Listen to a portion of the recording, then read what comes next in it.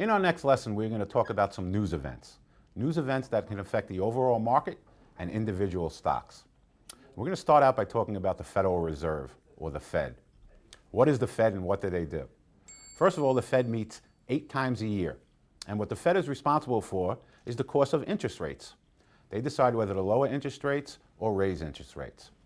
As far as we're concerned, and trading, all of these events that we're going to talk about, we are not going to have positions going into these events. If we do, we are purely gambling.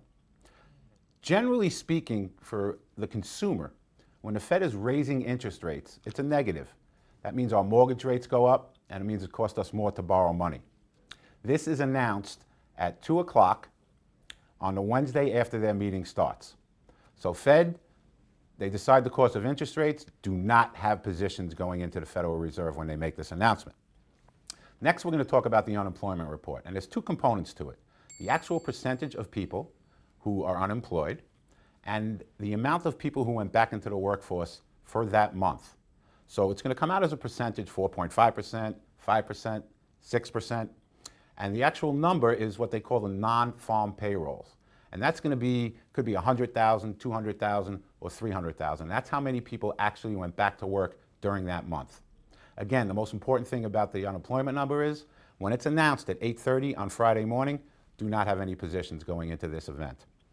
Next thing we want to talk about is the GDP, or Gross Domestic Product.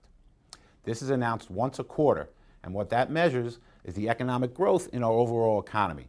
And that's also going to come out as a percentage, 1%, 1.2%. Very important thing about the GDP is most people don't know, they've heard the word recession, but they don't know what it is.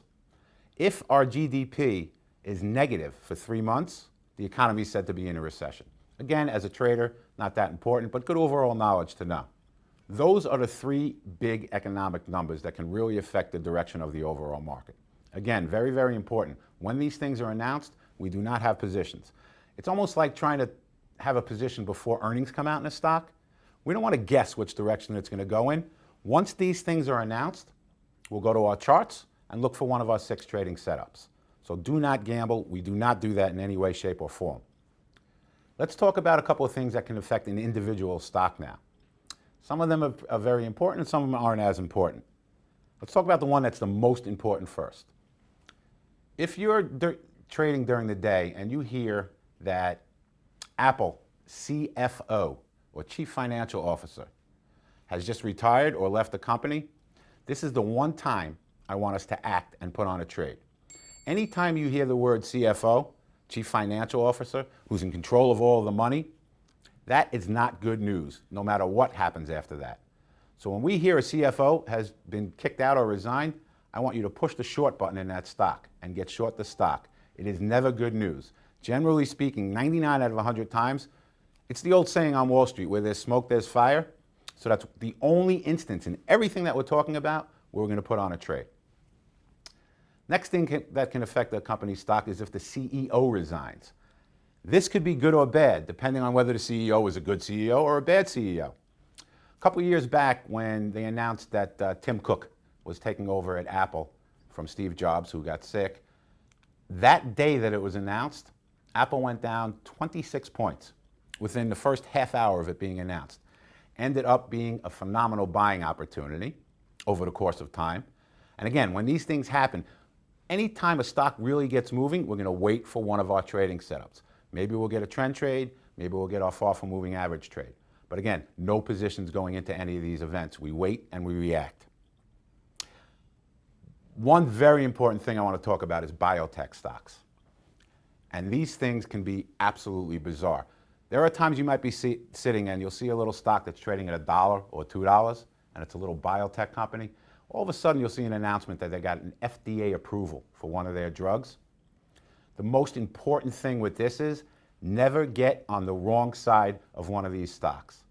If they announce this and you see a stock go from $1 to $2 to $3 to $4, we've seen these things sometimes in these stocks. A stock is $1, and 20 minutes later, it's trading at $30. The most important thing is this: never short those stocks as they're going up. That's a recipe for disaster. I've seen people wipe out their entire accounts because they think one of these little biotechs has gone too far too fast. When these things are announced, if we can get on the same side of them and buy them, that's the position that you want to be in. Otherwise, we just wait. Most times when this happens, we'll get one of our far from moving average trades to set up and be able to take advantage of that.